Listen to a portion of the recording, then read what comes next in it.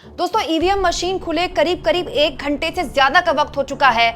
इस बीच चुनाव आयोग से बड़ा हैरान करने वाला आंकड़ा आया है। ये आंकड़ा न्यूज चैनल्स के आंकड़ों से बिल्कुल अलग है, क्योंकि तमाम न्यूज चैनल्स इस वक्त जो आंकड़ा दिखा रहे हैं दोस्तों, उस आंकड़े में हरियाणा और जम्मू कश्मीर दोनों में कंफर्टेबली बीजेपी को हरा रही है इंडिया गठबंधन और कांग्रेस। हरियाणा में कांग्रेस बहुमत का आंकड़ा छू चुकी है, लगभग हर न्यूज चैनल में रुझानों में दिखाई दे रहा है।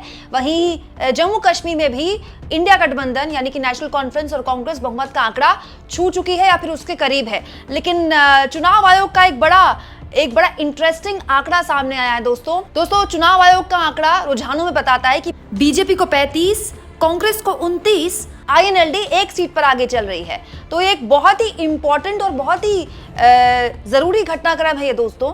इंडिपेंडेंट को भी 1 सीट दी गई है हरियाणा में, जहां तमाम न्यूज चैनल्स, मतलब जब से बैलेट पेपर खुले हैं, एक न्यूज चैनल ने, न्यूज 24 ने तो बैलेट पेपर में ही कांग्रेस को बहुमत दे दिया था और न्यूज 24 तो कांग्रेस को 70 दिखा रहा है। लेकिन चुनाव आयोग का आंकड़ा ये कहता है कि हरियाणा में बीजेपी रुझानों में कांग्रेस से आगे चल रही है। ये बड़ा इंटरेस्टिंग आंकड़ा है, तो मुझे लगा आपके सामने रखा जाए। और जम्मू कश्मीर का आंकड़ा भी देखिए, बड़ा इंटरेस्टिंग आंकड़ा है। बीजेपी को यहाँ 23 सीटें दी गई हैं, लेकिन जम्मू कश्मीर में रुझानों में, माफ कीजिएगा, रुझानों की बात हो रही है। जम्मू कश्मीर में रुझानों में जो नेशनल कॉन्फ्रेंस है उसको 39 सीटें दी गई हैं, 39, और कांग्रेस पार्टी को 7 सीटें दी गई हैं। वहीं पीडीपी को 3 सीटें दी जा रही है। रुझानों की बात मैं आपसे कर रही हूं। रुझानों में पीडीपी 3 सीटों पर आगे चल रही है, कांग्रेस पार्टी 7 सीटों पर आगे चल रही है, बीजेपी 23 सीटों पर आगे चल रही है और नेशनल कॉन्फ्रेंस 39 सीटों पर आगे चल रही है।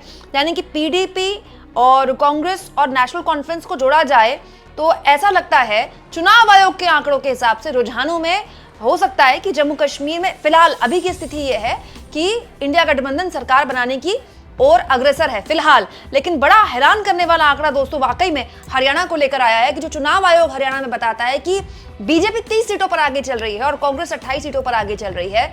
यह आंकड़ा केवल चुनाव आयोग का है दोस्तों, न्यूज चैनल्स का आंकड़ा अलग है। चुनाव आयोग का आंकड़ा अपने जो उसके डेटा है उसके आधार पर अपडेट होता है, इसलिए चुनाव आयोग का आंकड़ा देर में अपडेट होता है।